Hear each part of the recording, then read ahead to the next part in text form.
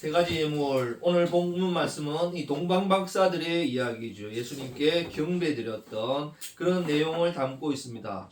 우리 대한민국이 특별히 종교성이 많은 민족이거든요. 섬기기를 얼마나 잘 섬기는지 이단돌 많고 또 온갖들에게 막 돌한테도 풀 앞에도 절하고 빌고 있는 그런 그 모습을 보게 되는데 우리 인간이 참 종교성이 많은 것 같습니다. 그뿐만 아니라 이 서양에도 가면 그런 것 같아요. 그뿐만 거기다가 역사성까지 많아가지고 유물들을 얼마나 잘 보존하고 있는지 참 신기할 정도입니다. 그리고 이 동방박사들은 어떻게 알고 찾아왔을까요? 그리고 그 길이 어디라고? 서울 부산 뭐 거리도 아니고 말이죠.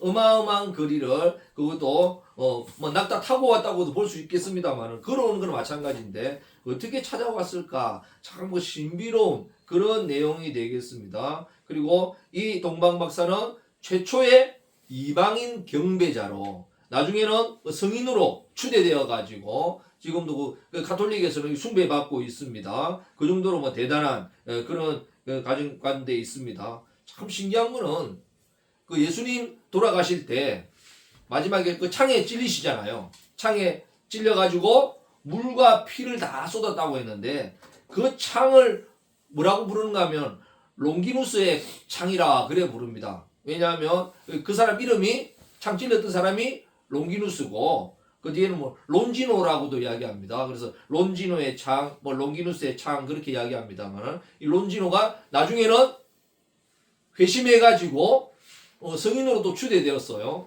그래서 어디에 있는가 하면은 뭐 여러 군데 있습니다만은 우리 성 베드로 성당에 가면은 거기에 가면은 나와 있답니다. 창으로 찌르는 이런 모습이 있답니다. 거기다 적어놨답니다.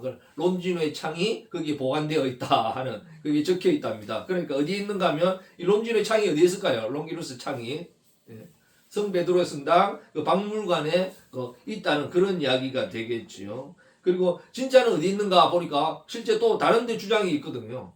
그 창을 왜 그렇게 중요하게 생각했을까요? 이 창을 가지고 있는 사람이 전쟁에 나가면 승리한다 하는 그 미신적인 신앙적인 그런 게 있었어요. 그래가지고 그걸 차지하기 위해서 대단히 애를 썼던 것 같아요. 그래서 그게 어디 있었는가 하면 오스트리아에 있었거든요. 오스트리아 박물관에 있었습니다. 예. 그래서 호프부르크 박물관에 있었습니다. 그 박물관에 있었는데 이걸 누가 가졌는가? 그 유명한 히틀러가 가졌어요.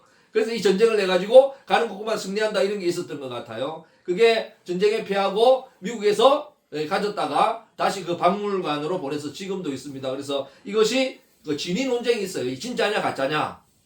그래서 X선 진단해 보니까 해보니까 연대 측정해 보니까 1000년 전의 거다 아닐 거다 하는 것과 그런 설이 주로 높고 또 어떻게 해요? 그 속에 뭐 우리로 말하면 부품이죠. 부품 중에는 오래된 게 있답니다. 그래서 그런 못이라든지 이런 건 오래된 게 있기 때문에 아마 그 들어있지 않았나 그렇게 생각하는 수도 있겠습니다만은 거기 어디라고 2000년 뒤에 지금까지 남아 있겠어요? 너무 신기하잖아요. 그걸 보존하기 위해서 특별히 300년간은 핍박식이거든요. 자기 한 몸도 감추기 어려운 살기 어려운 그런 시대에 어떻게 이런 것을 다 보관했을까 참 어마어마한 일이죠. 그것뿐만 아니라 예수님에 관한 이런 것들이 지금도 많이 있습니다. 뭐가 있는가 하면 베로니카 수건이라고 하니까 성 베로니카 예수님께서 십자가 지고 땀으로 쓰러졌을 때 어떻게 수건을 건네잖아요. 땀 닦으라고 피 닦으라고 수건을 건네는데 그 수건이 아직도 성 베드로 성당에 있답니다. 그 수건이 뭐 진위 논쟁은 있겠습니다만은 뭐 그런 것도 있을 수 있고 그래서 어떻게 그게 아직까지 있을까? 심지어는 성 베드로 성당에 뭐가 있는가 하면은 예수님이 십자가 못 박혔던 이 십자가의 나무 조각 전체는 아니지만 나무 조각의 일부도 있다는 그런 것입니다. 그걸 지금도 보존하고 있다. 2000년이 지났는데 남아 있겠어요? 우리 보면 다 없어지죠. 싹 없어지죠. 남아 있겠습니까만은 아직도 남아 있고 보존하고 있다는 거죠. 그러니까 그 신앙심이 얼마나 대단하면 그걸까지 보존하고 또 역사성이 얼마나 대단하겠습니까? 그러니까 그게 맞는지 안 맞는지 어떻게 알겠어요? 그 당시는 그래 지금처럼 과학이 발전하지 않았지만 아마 엄청난 천재적인 역사학자들이 있었지 않았나. 그런 천재적인 사람들이 있어서 이런 것들이 가능하지 않았겠나 그렇게 생각하게 되는 것입니다. 정말 어마어마한 일들이 일어나게 되겠습니다. 그런데 오늘 본문에도 마찬가지죠. 오늘 본문에도 아니 어떻게 그 별이 떴는데 예수님의 별인 줄 알았을까요? 이야, 얼마나 진짜 신기하지 않습니까? 어떻게 알았을까요? 다른 나라 사람이거든요. 우리나라 사람, 같은 나라 사람인가 떴으면 우리나라 왕이 태어났을 거다. 그저는 아는데, 별이 딱 뜨는 거 보고, 미국의 대통령이 태어날 별이다. 그걸 어떻게 알겠어요? 영국의 대통령이 태어날 별이다. 영국의 수상이 태어날 별이다. 그걸 어떻게 알겠어요? 참 너무 신기하잖아요. 정말 천재적인 이런 천문학자가 있었죠. 그리고 거기는 천문학자뿐만 아니라 어떻게 해요? 신앙심까지 가졌던, 그냥 단순히 별에 대해서 많이 아는 그런 뿐만 아니라 그런 신앙적이었던 분 같죠. 저분에게 가서 경배 드려야 되겠다 하는 이런 믿음 어마어마하지 않습니까? 그리고 이걸 가지고 추론해내거든요. 정말 신기합니다. 이 동방박사가 몇 명이었을까요? 그 사람이 여기 숫자는 안 나옵니다. 성경에는 안 나오는데 뭘 가지고 추론하는가? 세 가지 예물을 가지고 세 가지 예물을 드렸으니까 한 사람이 하나씩 드렸으면 몇 명일까요? 3명일 것이다. 이렇게 추론해가지고 하나씩 파고 들어가가지고 어디까지 밝히는가? 그 사람들의 이름까지 다 밝혀냅니다. 야, 진짜 신기합니다. 예?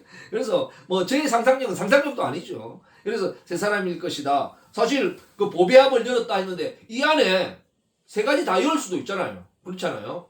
세 가지 다 들을 수도 있는데 추론은 세 가지 예물이었기 때문에 세 사람이었을 거다. 또 다른 동방교에서는 동방종교에서는 12명일 거다 그렇게 이야기하는 12명이다 그렇게 주장하는 설도 있습니다. 그러나 일반적으로 보편적으로 모두 3명으로 보통 그렇게 이야기를 하고 있습니다.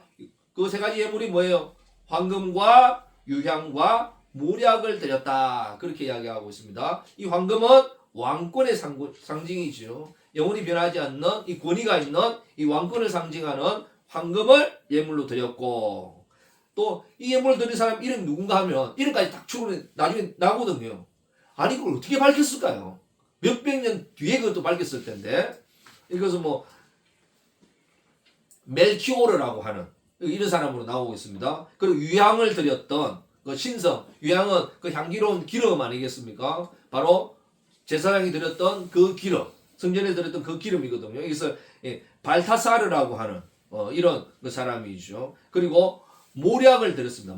모략은 장례식 때 부패하지 말라고 소독하기 위해서 쓰는 그런 거거든요. 모략도 아주 비쌉니다만 같이 있는 것입니다만은 이것은 예수님의 장례까지 고난까지 미리 알고 또 드렸는지 참 신기하지 않습니까? 이 축하로 드릴 때는 어떻게 해요?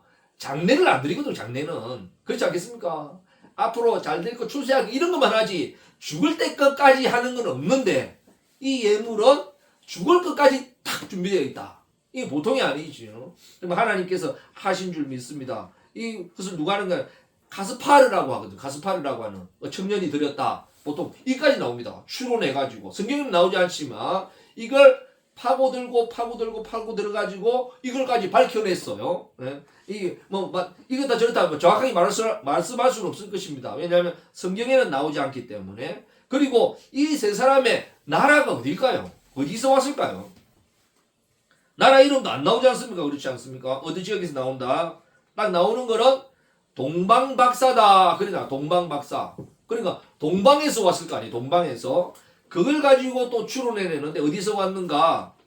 멜키오르는 아라비아 사람, 발타사르는 페르시아 사람, 그리고 가스파르는 인도 사람이라고도 하고 또 이집트 사람으로도 보는 경우도 있습니다. 그러나 우리 유대에서 이집트는 동쪽이 아니거든요.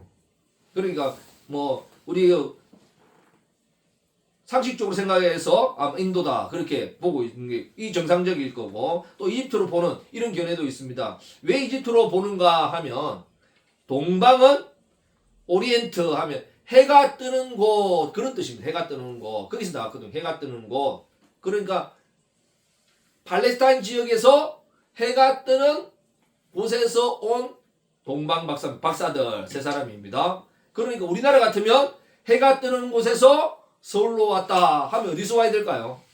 정동진에서 한 사람, 호미곶에서 한 사람, 우리 간절곶에서 한 사람 이렇게 딱 오는 그렇게 생각할 수 있겠습니다. 생각할 수 있는데 그렇게 오는데 우리 동방 서방을 나누는 기준이 뭔가 하면은 서방이고 동방하면 주로 과거의 동방은 어딘가 오리엔트 문명하면 메소포타미아와 이집트 문명을 서방 문명은 유럽 문명이고 동방 문명은 메소포타미아와 이집트 문명을 주로 동방 문명으로 이렇게 오리엔탈 문명으로 그렇게 보기 때문에 서양 사람들은 보기 때문에 그 지역을 세 사람을 그렇게 볼 수가 있을 것입니다. 그래서 지금의 동방하면 보통 어디예요? 이런 지역을 동방으로 안 보고 지금의 동방하면 우리 동아시아를 이야기하죠. 한국, 중국, 일본. 지금의 상황을 봐서는 아마 어디서 와야 돼요?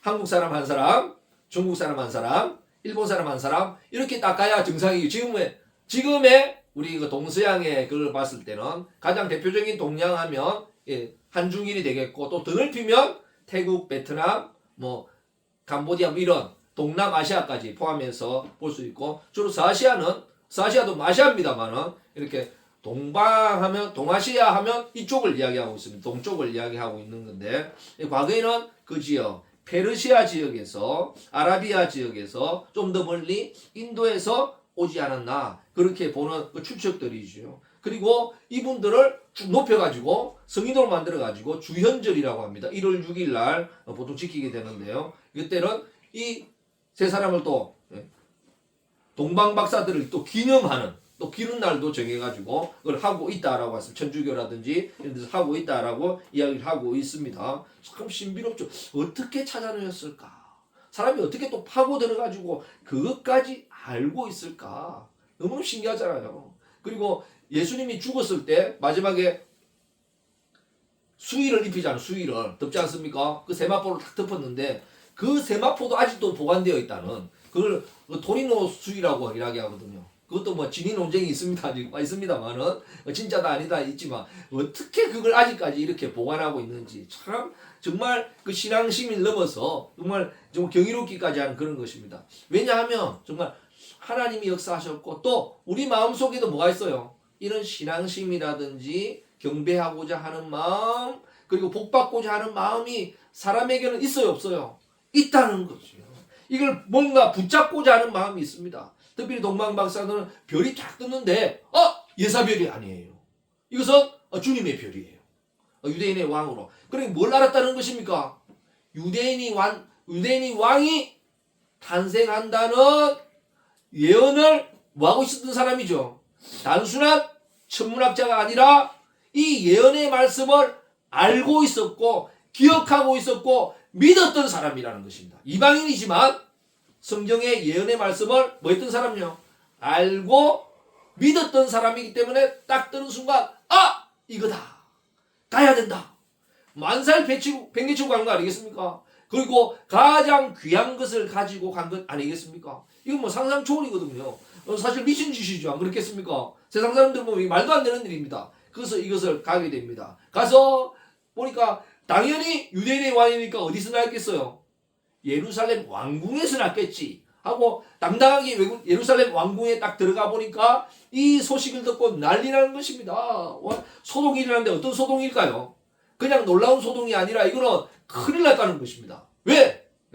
이 당시는 왕이 있어요. 왕이 있는데 어떻게 해요? 또 다른 왕이 태어났다니까 이제 난리 나는 거죠. 특별히 헤롯의 가장 큰 약점은 뭔가? 유대인이 아니라는 것. 유대인의 정통성이 없다는 것. 아주 강력한 카리스마를 가지고 통치하고 다스렸지만 뭐는 없어요? 정통성이 없는 왕이거든요. 그런데 진짜 유대인의 왕이 태어났다니까 이제는 큰일 났구나. 쫓기나게 생겼구나. 이러니까 당황이 되는 거죠. 그래서 특별히 헤롯 왕이 더 자세히 물어보거든요. 몰래 와가지고 독대하자. 잠시 와봐라. 해가지고 대접해주는 척 해가지고 자세히 물어봅니다. 왕이. 왜 그렇겠어요? 예. 태어날 왕의 싹을 자르기 위해서 그렇습니다. 참 어마어마한 일이죠. 그래서 큰일 날 뻔한 것입니다. 왜냐하면 자기는 기쁨으로 갔지만 사실 어떻게 해요? 이거는 완전 역적이 될 수 있는 거거든요. 난리 나는 일입니다. 그렇죠. 이런 문제에서 헤롯 같은 경우도 아주 교묘한 것 같아요. 머리가 보통 사람이 아닙니다. 이중 같으면 당장 죽여라 이럴 텐데 예. 머리 써가지고 작게 써가지고 가면 나에게 소식을 전해달라. 그래가지고 탁탁탁 계산까지 탁탁 짜리는 아주 치밀한 이런 왜냐하면 여론이나 이런 거까지 다 계산해가지고 하는 것 같아요. 엄청난 왕 같습니다. 이런 일이 일어나는 게 정말 어마어마하죠. 우리나라에도 뭐 이런 그 소재로 한 뭐 영화라든지 드라마 이런 게 많이 있거든요. 과거에 그 최수종이 그 주연으로 나왔던 대조영이라고 하는 이런 그 우리 사극에도 보게 되면 이 대조영은 대중상의 아들로 태어납니다. 대중상은 아주 대단한 군인 장수거든요. 위대한 장수, 어마어마한 장수인데 태어나는데 태어날 때 별이 떠요. 왕별이 떠요. 왕별이. 그래 딱 뜨는데 궁궐 안에서 아이가 태어나야 되는데 문제는 궁 밖에서 이 왕의 아들이 태어나는 거예요. 그래서 난리 납니다. 해가지고 그걸 죽여라. 이것은 뭐냐 반역이다. 역적이다 해가지고 죽이라고 하더니 자기 최고의 신하의 아들로 태어나는데도 어떻게 해요? 역적으로 죽여요. 그 죽이기 위해서 하는데 그러니까 엄마는 그거 살리기 위해서 그 달기라고 하는 그 이름으로 나오는데요. 그래서 이 여자가 살리기 위해서 이리저리 막 도망가고 또 살려주게 하는데 결국 어떻게 해요? 그래서 물에 띄우거든요. 띄우면서 해서 겨우겨우 하는 것 같은데 결국 발각돼요. 죽이게 되는데 죽이려고 하는데 엄마가 사정사정해서 살려달라 그러거든요. 살려달라 그래가지고 뭘 하는가? 종으로 하인으로 아예 이름도 없고 태어나지도 않았다 하고 살려주는 대신에 어떻게 하는가? 완전 종 중에 제일 낮은 종으로 말등 그 종으로 됩니다. 어떻게 하는가? 주인이 말을 올라탈 때 어떻게 해요? 높지 않습니까? 그게 하면 먼저 탁 엎드립니다. 그거 밟고 올라가는데 그 종으로 쓰임을 받게 되죠. 그래 주인이라든지 주인의 아들을 위해서 그렇게 영계소문의 종으로 그렇게 키워나갔는데 근데 결국 어떻게 나중에 해가지고 발해를 건국하는 그런 왕으로 나타나게 되는데 이 별이 떴을 때 이런 소동이 일어난다는 것입니다. 왕의 아들이 아니면 이런 난리가 나죠. 아마 여기 본문에서 좀 그리 될 수도 있고 서로 뭐 상관관계 있을 수 있고 여기서도 마찬가지죠. 이렇게 이런 소란이 어마어마한 소란이죠. 또 다른 왕이 태어난다. 이거는 상상도 못할 일인데 일어났다는 것입니다. 그래서 그것도 모르고 갔다가 이제 난리 날 판이에요. 자기는 모르겠죠. 모르지만 그 왕궁에서는 정말 난리가 났습니다. 그래서 돌아가서 나가보니까 어떻게 해요? 다시 그 별이 자기를 인도하는데 정말 기뻐하고 또 기뻐했다. 그렇게 나오게 되겠습니다. 그 별을 인도를 따라서 가보니까 이 베들레헴에서 어떻게 해요? 아기가 있습니다. 엄마와 아기가 있습니다. 그래서 그 별을 보고 가서 매우 크게 기뻐하고 기뻐하더라. 집에 들어가 아기와 그의 어머니 마리아가 함께 있는 것을 보고 엎드려 아기께 경배하고 그래 나오고 있습니다. 어른인데 대단한 박사인데 그다 대단한 위치에 있는 사람인데 누구에게 절해요? 아기한테 절합니다. 엄마 아버지한테 절하는 게 아니고 아기한테 절한다. 그리고 보배압을 열어서 황금과 유향과 모략을 예물로 드렸다. 경배하는 거죠. 이건 뭐 단순한 호기심이 아니고 이건 신앙심이고 하나님을 경외하는 마음인 줄 믿습니다. 우리에게도 이런 마음이 필요하겠죠. 이방인인데도 어떻게 이렇게 가능했을까? 이방인인데도 믿음의 사람들도 이렇게 하지 않는데 유대인이 그 당시에 얼마나 많았겠어요?